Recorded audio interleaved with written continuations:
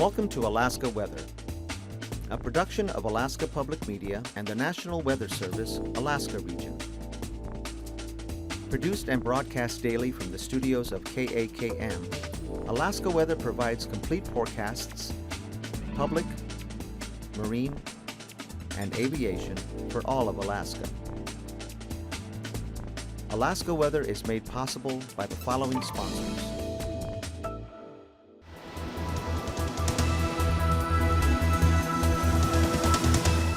The National Weather Service. Good Monday, everyone. I'm meteorologist Dave Snider. It is the 5th of October now, and as always, we encourage you to stay up to date with your local weather information in any number of ways. The easiest way online is weather.gov/Alaska. A weather info line is always open on the phone at 800-472-0391. You can just save that in your favorite contacts list. You can find us on Facebook, Twitter, and on YouTube, and especially on Facebook and Twitter this week, you'll get little known facts about the National Weather Service. For instance, how little it actually costs our taxpayers each year per person. I believe it's only about $3 on an annual basis. A pretty good deal for all the weather information that you can get, and of course, an opportunity to talk to a live forecaster when you need it. You can always go to facebook.com/NWS Alaska to get weather information in between Alaska weather stories. On Twitter, we encourage the use of the hashtag AKwx. Of course, that's short for Alaska Weather, as you know. And if you get a pretty picture, we'd love to see it there. Just type in what your picture is about and use that hashtag, and we'll be watching for AKwx. So if we're not followers of you or you're not followers of the National Weather Service accounts, that's a really easy way just to let us know you're talking about Alaska weather. And on YouTube, of course, you get your daily afternoon map forecast here that we'll see in just a few minutes. It's a sneak peek at what we think is going on around your part of the state and the rest of Alaska, and it helps you get a bigger picture about where the weather trends are going before we actually get into the Alaska Weather Show. Now, if you were to draw a line, say from western Alaska all the way into, I don't know, someplace in the middle of the Pacific, where would you go? Well, probably follow this, right? Look at that stream of moisture all the way down to another typhoon out across the central Pacific. So let's put the maps in motion there, and what do you know? There it is. You can even see the eye as that moisture streaming out and away into western Alaska. Once again, a stronger southerly wind blowing a lot of that northward and really keeping a lot of the sea surface temperatures, not to mention the air, warm enough for either sea ice-free conditions or just plain old rain across the west coast as temperatures are cooling down across the interior, not so across the west coast and around Kotzebue Sound and the Seward Peninsula. Conditions for the next couple days are going to stay mainly warm enough, it looks like, for liquid precipitation. So there is a weather system out in the west. There is precipitation coming, but it does not look like it's going to be generally warm enough, or cool enough, I should say, cool enough for snow to be falling across a large part of the west. And of course, there's more moisture to come. We'll be watching to see where this travels here in the next week or so, and how that rounds the curve and into the north and western Pacific. If it does that, then where does it go after that? In the meantime, we already have an area of low pressure that's pretty hefty right across the central Bering. It's around 983 millibars, and we go into tonight and tomorrow. It continues to drop in pressure, which means it's increasing in intensity, and it's probably going to mean some stronger southerly winds as we get into the next 24 hours for areas in the west. Most in the Bering are experiencing gales right now, and those gales will continue as we head into Tuesday. Out across the central Gulf, another area of low pressure is easily seen here. This is just getting organized and is pushing a wave of drier air out of the way for southeastern Alaska and drawing in drier air across the north and western Gulf. Not a whole lot to write home about right now. Drier conditions for southeast today as a result. Partly sunny conditions we're seeing across the Copper River Basin as well as most of south central and southwestern Alaska. But here's the front from the current weather system in the Bering, and this is moving eastward, and that's going to eventually bring more rain into Kodiak and start to bring more clouds into the interior and the north slope. Now we have another boundary that's sitting right across the coastal plain. This is draped right across the Brooks Range, and it's allowing most of the cold air to just park right across the north slope. With that, we get a wealth of clouds, some passing snow showers, and a little more fog, and certainly some cooler weather there. You can see how those clouds barely seem to budge out across the north slope. The main focus for the weather coming in for Alaska will be this weather system out across the west coast, that frontal boundary, changing the weather up from west to east, all circulating around low pressure out around the St. Matthew Island waters this afternoon. So there it is on the map. Low pressure at 986 millibars this afternoon. We have our front in the north, high pressure across the Yukon and the northern Gulf, anywhere from 1019 to about 1025 millibars, and pretty clear sailing across most of southeast today.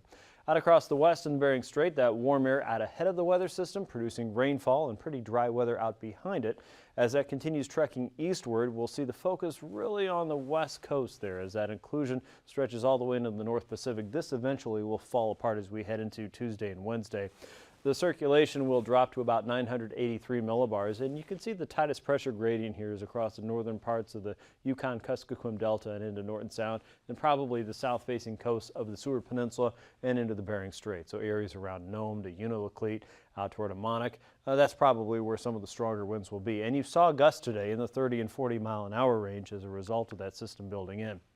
As we head into Tuesday, the weather front will move just a little more eastward and northward, but overall not a whole lot of progress. It's already losing its characteristics as it marches into Tuesday, but the low pressure system does look like it'll deepen just a little bit more, so the winds will still be with you. But as we get into Tuesday afternoon, you'll probably start to have a little bit more of a westerly onshore flow from Nunivak Island northward into Norton Sound and into the Seward Peninsula.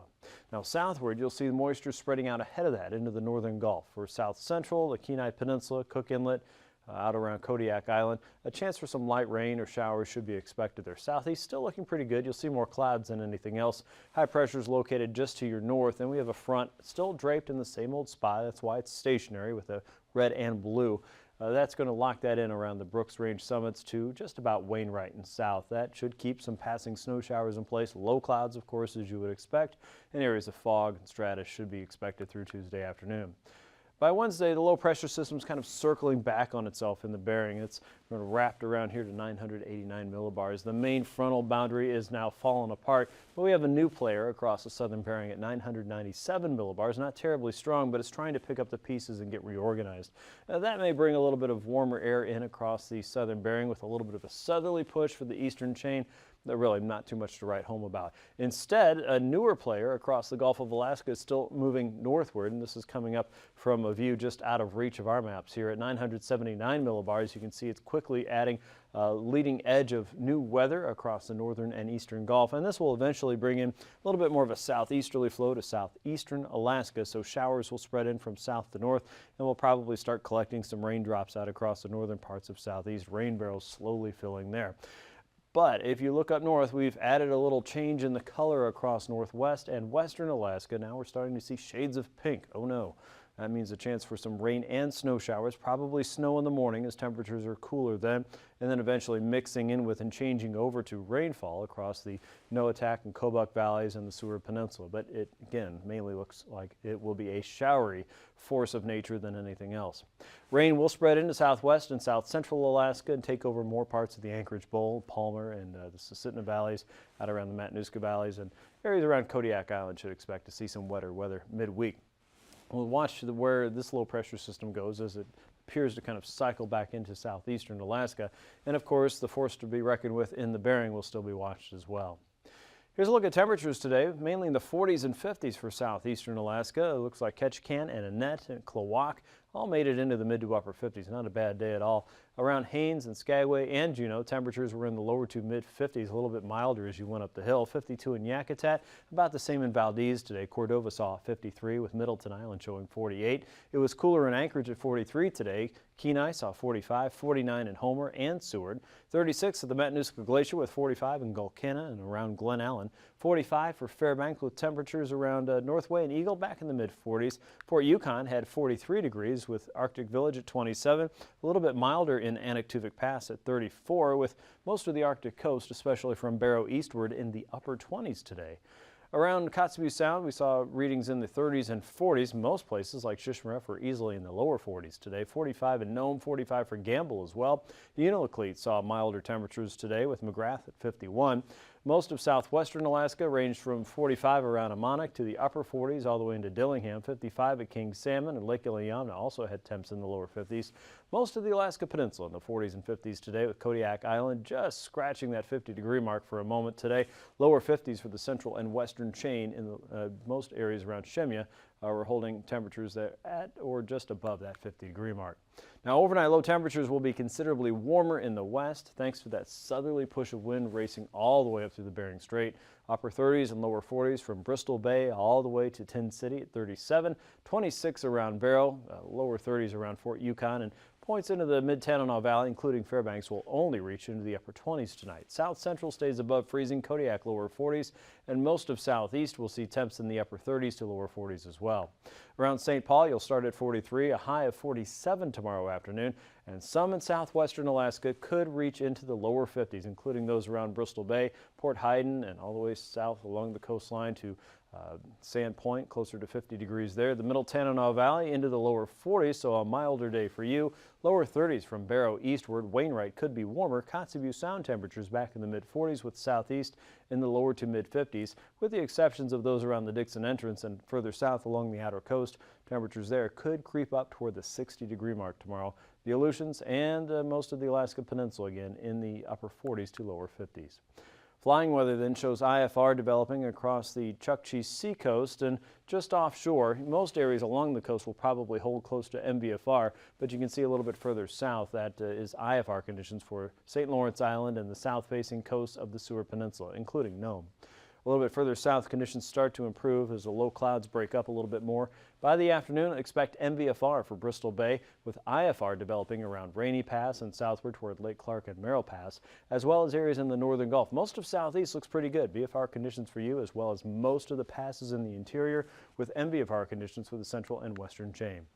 Here's your pass conditions. Then Anaktuvuk and Adigan Pass, we're going to call VFR through your Tuesday. Looks pretty good there. Lake Clark and Merrill Pass, we expect to see that hold at IFR conditions through most of your Tuesday. Rainy Pass will likely turn over to IFR conditions through the day. MVFR conditions are expected for Windy Pass and for Isabel Pass should hold at visual flight rule through most of your Tuesday afternoon. Mentasta Pass looks pretty good at this point. And Tanita Pass, we're going to say VFR through most of your day. We're forecasting MVFR for Portage Pass through Tuesday, and Chilkoot and White Pass, as you just saw, look pretty good. Here's a look at the freezing levels now, and you'll notice that surface freezing air, that coldest air, is dropping southward right up against the Alaska Range and the Chugach, and then spreading south and east. In the meantime, that southerly wind is boosting the warmer air aloft with levels as high as 2,000 to 4,000 feet across the Bering Strait and into the Alaska Range and the central chain there. Those levels holding around 4,000 feet, with southeast looking at levels from 2 to as high as 10,000 feet just south of the Dixon entrance there. So most areas are at least seeing a little bit of that warmth. Icing potential generally above 6,000 feet for areas west of the Seward Peninsula, all because of that warmer air lifting northward. There could be some occasional moderate there. Also across the southern parts of the Kenai Peninsula, but still fairly high up there, above 6 to about 10,000 feet the further south you go.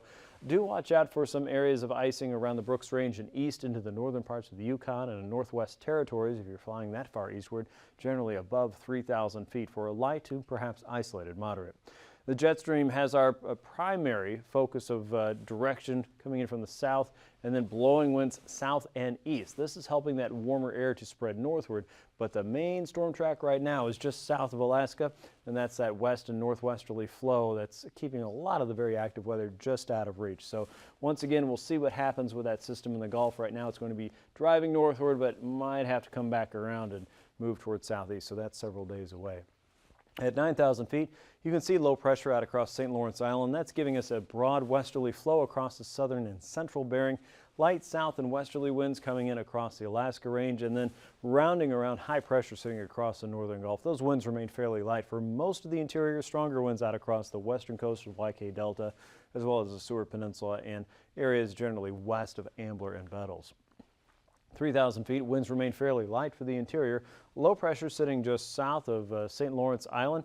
You can see that winds are a little bit stronger here at this level for the Bering Strait. Winds are around 35 to 40 knots there. We have an easterly flow across the north slope and westerlies moving across the chain with high pressure slowing the activity down for southeast. We're getting into that light southerly flow, and for the meantime at the surface the winds are going to be a little variable along the outer coast. But we are watching for turbulence. As you would expect with the southerly winds picking up across the capes, we're going to see some low-level wind shear and probably a few hot spots around the gaps and bays and passes there, generally below 2,000 feet. So we have those kind of pockmarked here in blue. Below 4,000 feet, many areas from the Seward Peninsula and Kotzebue Sound southward toward Bristol Bay could be looking at some light to isolated moderate. And then on the south side of the Alaska Peninsula below 3,000 feet, again, those southerly winds could produce a little bit of rough and tumble there if you don't have your hands on the yoke. That's a look at your aviation forecast. In the next few minutes, we'll be back with a look at your marine weather, so stay tuned.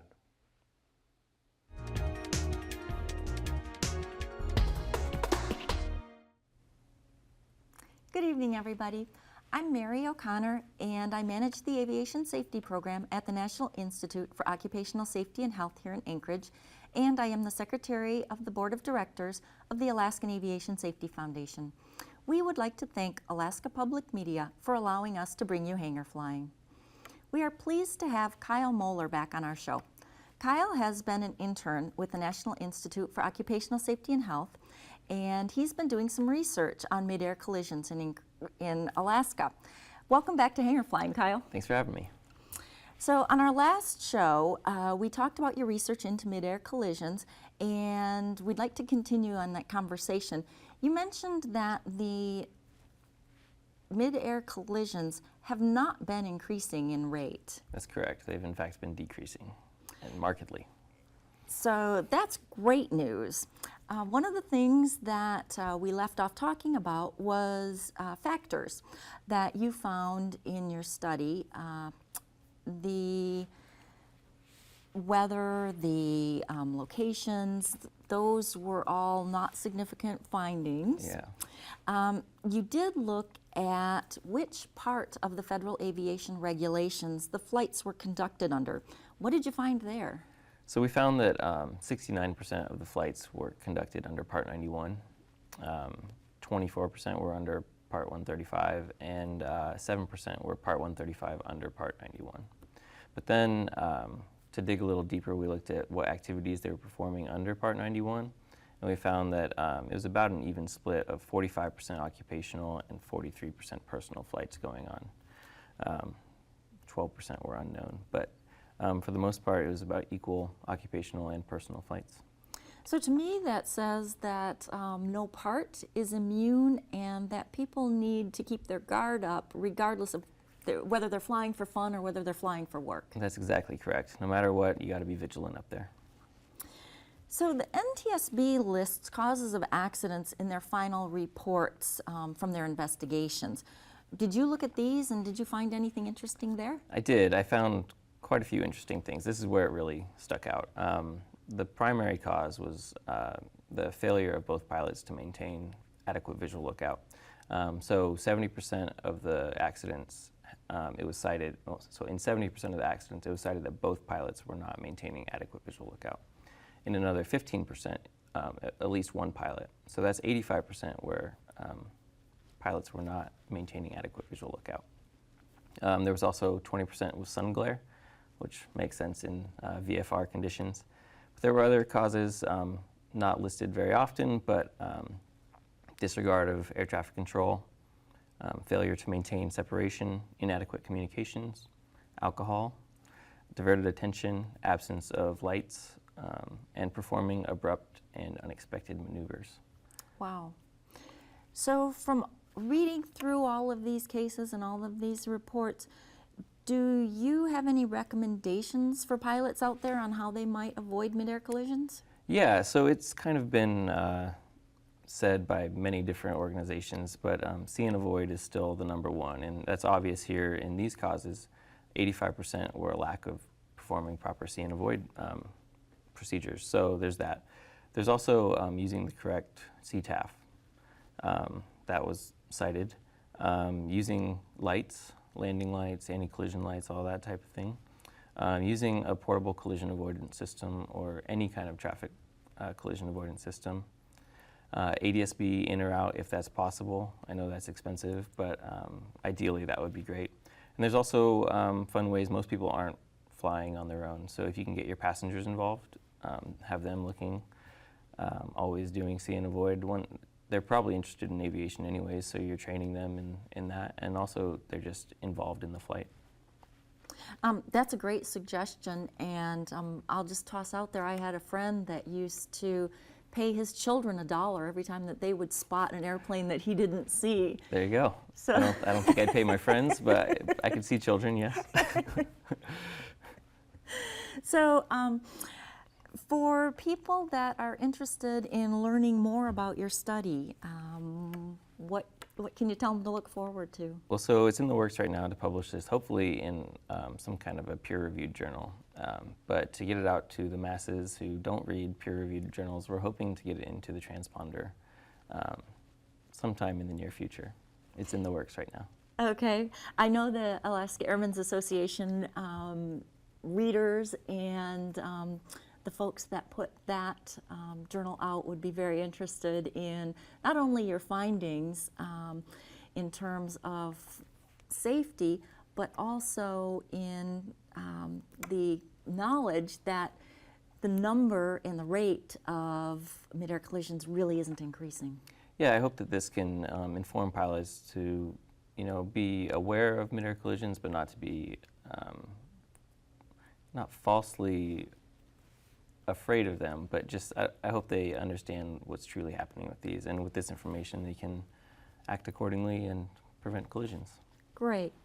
Thank you, Kyle. It's been a pleasure to hear about your research, and good luck to you in finishing your PhD. Great, thank you very much.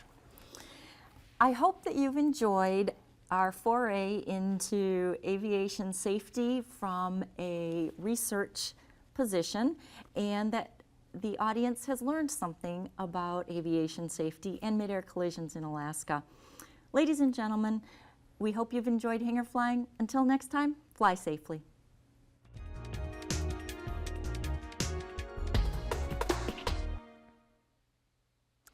Thank you very much. We'll see you again on Friday. Now, with those southerly winds, as I said, sea surface temperatures are remaining high across the western coast. Because of that, we're not seeing any ice developing here yet, but notice these very deep purple and blue shades across the Beaufort Sea. Those are temperatures at or even below zero, and of course, that is prime position for ice. And what do you know?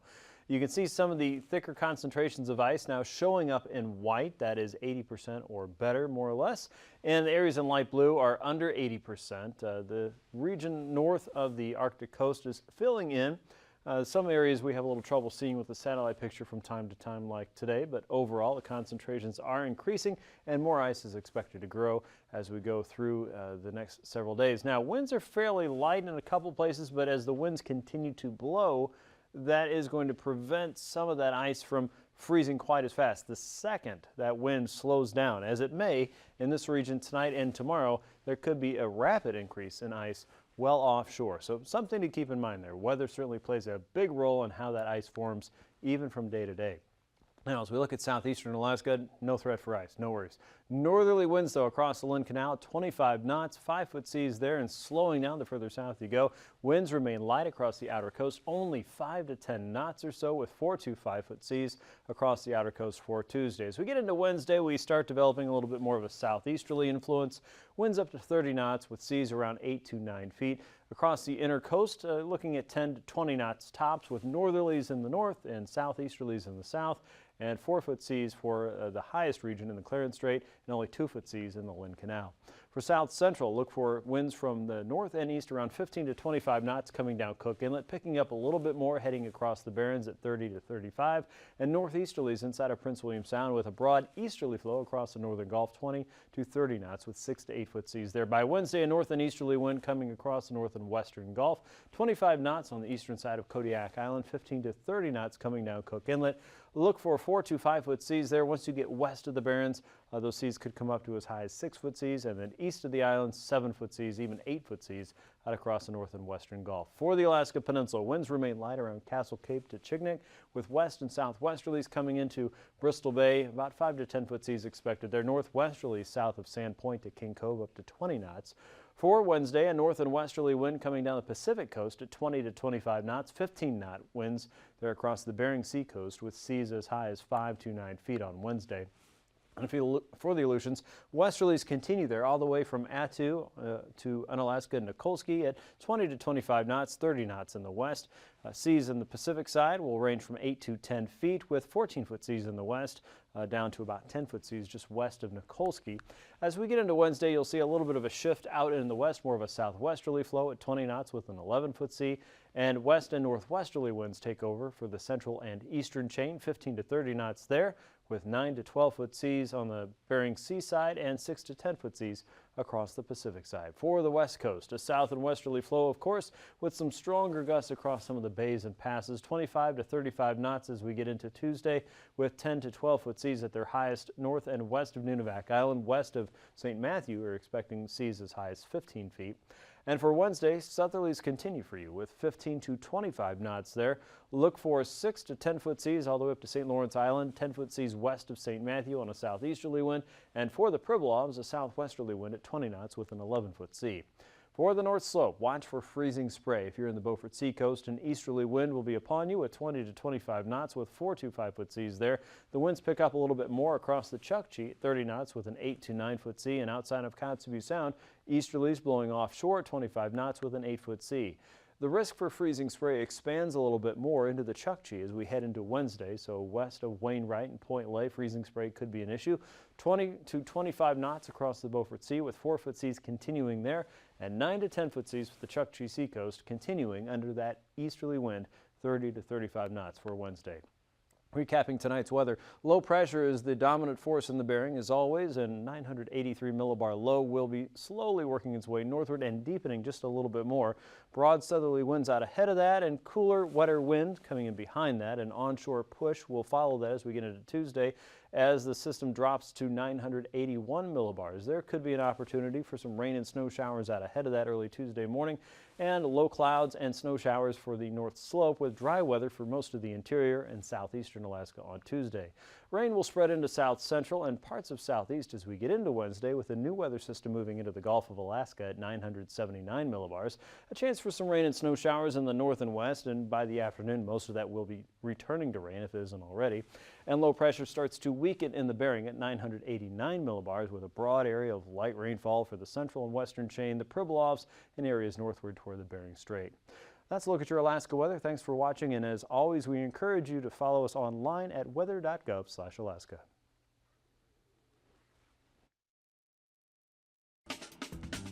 These forecasts are to be used for planning purposes only. Call 1-800-WX-BRIEF for a formal pre-flight briefing. Always file a flight plan before you go flying. The U.S. Coast Guard Auxiliary urges you to leave a float plan with a friend or the harbor master before you go boating. Alaska Weather is made possible by the following sponsors.